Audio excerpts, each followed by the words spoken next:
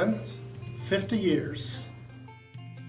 Stanley Dollenmar. Okay. Ever since it was formed, well, man, it was formed back in '67. I'm Ray Davis, and I've been a charter member, which would be 50 years. Buford Nolan. It's gotta be 50. Paul McAvoy, 5 years, approximately 4 to 5 years after they started. I'm James Sumner, but I don't remember how long I've been alive, but it's been a long time. My name is Danny Eilhart. I've been in the Lions approximately 25 years. My name is Joan Ballback, and I've been a Lion probably for about 18 years. My name's Tom Wiederholt, and I've been a Lion since probably about 1990. So I'm Darla Smith. I've been a Lions Club member for, I believe, 13 years. The first contact that I had with the Lions Club was with Walter Knopf. We called him Shorty. Mm-hmm. He was the principal here at Northeastern High School. Okay. And A lot of the employees of the school kind of got behind him and come to the meetings. And Right. And they had just built this high school over here on the hill. Uh-huh. And they gave me a room over there, told me, said it won't cost you anything to have your meetings here. Oh, wow. So I was asked to come to the meeting, and we kind of got started in that direction. And Walter was more or less the leader at that time to organize and get the program going, get it charters and so on. It was formed on April 24th, 1967. Oh, wow. It was sponsored by Morristown, where Walter Knopf came from. Oh, okay. And it was sponsored by them people, and of course, by him moving down here and taking a principal job here at Northeastern, he wanted to start a Lions Club here. and knowing that what they do and what they stand for, he thought that a local Lions Club would be very beneficial for this school and the community. So by word of mouth, somebody will ask you, do you want to join the Lions Club? Well, the first question is, what in the world is a Lions Club? Right. And so by word of mouth, it got around, and so if I'm not mistaken, it was either right before Christmas or right after Christmas when we had our first meeting over in the cafeteria, and it got started, and it has evolved ever since, and now we're at the 50-year anniversary of our club.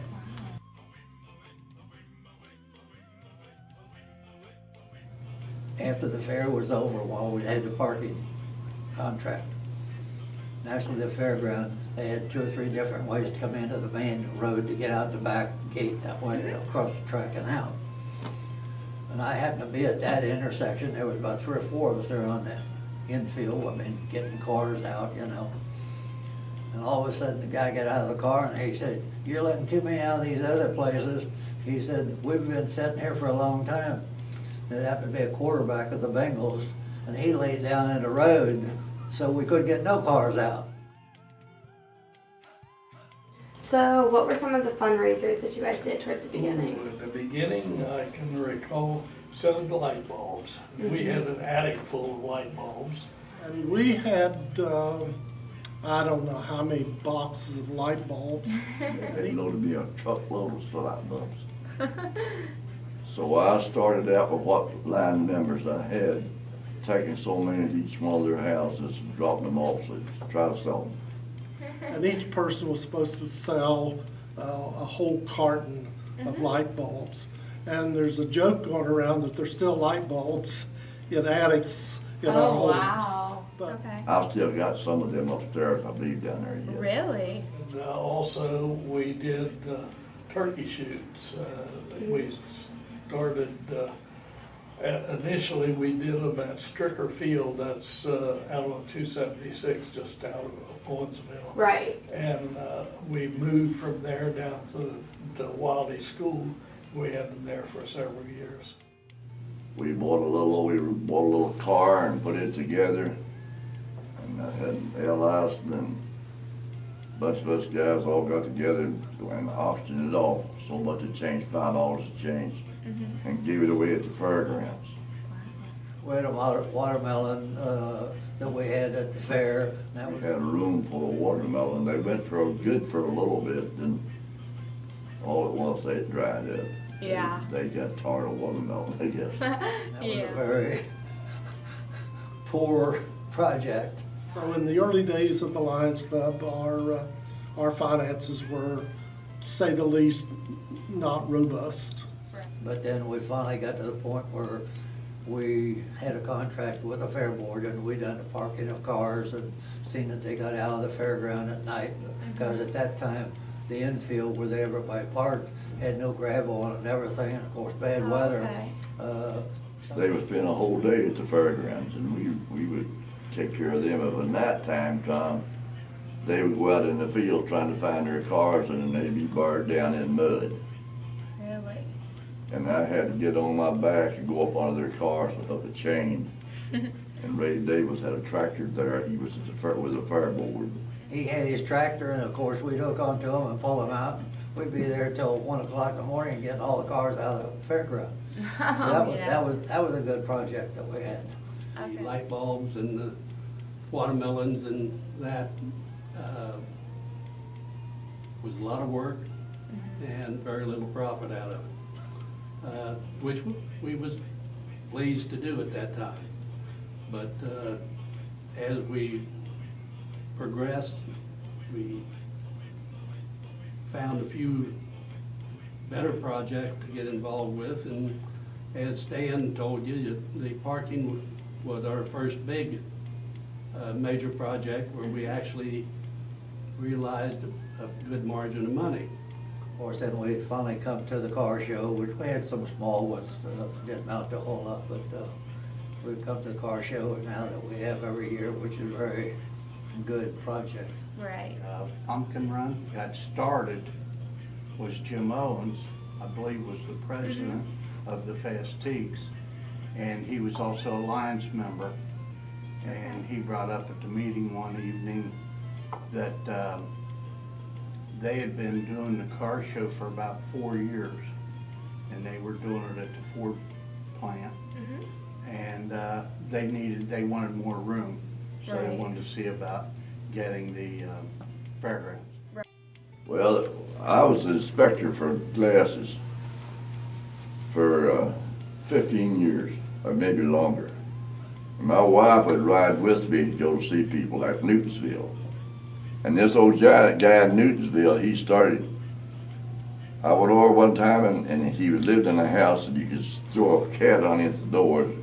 At least you could put up something with the doors to keep the cold air out. Yeah. But he started crying. He said, I have never begged for nothing.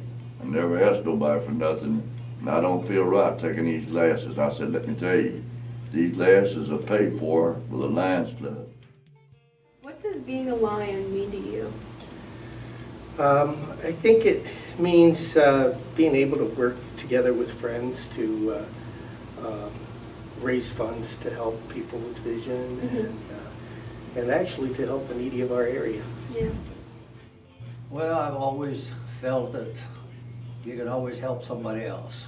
True. And that, We serve, Yeah.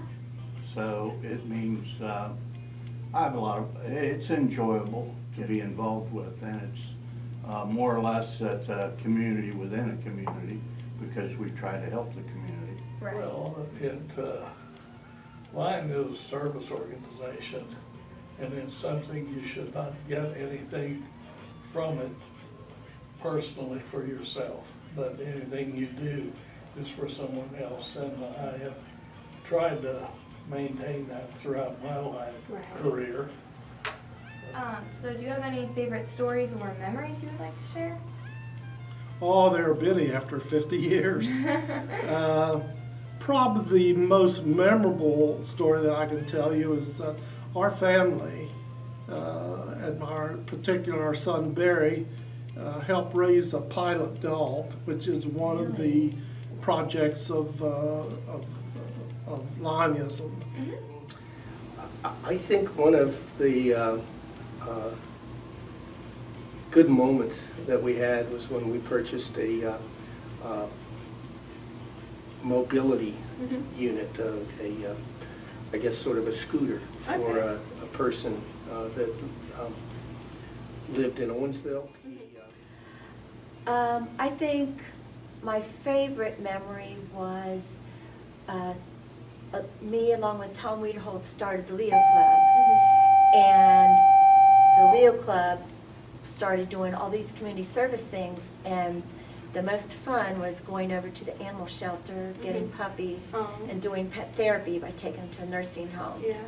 The kids loved it, and I loved it. Some things that I remember from when I was a Leo, one thing was we had a girl here that went to CNE that she was blind, and we went on a field trip as a club to the Cincinnati Association for the Blind and Visually Impaired, and it's downtown, and we toured the facility, and she got to go with us. Another story that I have is when the kids had the bright idea to have the Easter Bunny show up at our fish fry, and it was the first time, and I had went to Miss Ballback and I said, do you think that we can buy a Easter Bunny costume? And she got one for us, and the kids, and this is back when we had Polaroids. I mean, we didn't have cell phones with pictures and stuff. We took Polaroids, and all the people that came to the fish fry, we would go ask the families if they wanted to get a family picture with the Easter Bunny. And we did that all night, and we've never done it since because that was kind of a disaster. But it was really funny, and the kids really got into it, and that's another story that I will never ever forget. The Easter Bunny. So. What is your vision for the future of the Northeastern Lions? Well, a lot of us are getting a few years on us, and with the expansion over the years, when I first started, there were no women in it. So nowadays there are quite a few. They're helping a great deal with that. And the Leo Club come in, and that's helping us greatly too. Yeah. So hopefully those students that are in the Leo Club will continue into Lionism after they graduate out of school. And some will, some won't. It depends on what their things are doing after they graduate. We are pretty good fundraisers, but I think I would like to see us do a little bit more physically. I think I'd like to see us get involved personally in some of the projects themselves, building things and repairing things and actually doing some work ourselves. Well,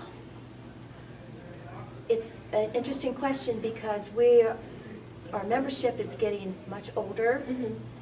And we just had a meeting last night, as a matter of fact, and we were talking about how we need to get younger people involved, and we're trying to choose our officers for next year, and we're looking at younger people so we can continue because... And of course, we want to always grow, and of course, we want to always, go in the direction that our district and national wants us to go, but it's really special that our club, in so many ways, is the same club that it has always been. I would like to see a lot of our Leos join the club. We need some young blood in the club. So how was Leo Club started at CNE? Okay, so I am a charter member of the Leo Club, and I remember this pretty vividly too. So I was taking gym class, and my gym teacher, Miss Ballback, came up to me and another friend of mine and said, girls, we're going to start a new club, and I want you to stay for an information session about this club, and it's going to be called the Leo Club. And we were like, we wanted to please our teachers, so we're like, okay, we'll do it. We didn't ask any questions. We probably should have said, like, does it cost money to join? What's involved? And we didn't ask any questions, and we were just like, yeah, we'll do it. And I remember we met here in the library, and we probably had some Lions Club members come to that information session and to our first couple meetings, but I knew three of my teachers were Ms. Ballback was in charge of it, Mr. Wiederhold, and Mr. Wellich. They all came to the meeting, and they told us about what this club was going to be like, and it sounded something very similar to like National Junior Honor Society, which I was in middle school. So I thought, well, that's just like service work. That's what we did in Honor Society. So I would love to do that. And we found out that it didn't cost any money, and that the Lions were going to sponsor us. And so I showed up to the meetings and I joined, and I've been involved with it ever since.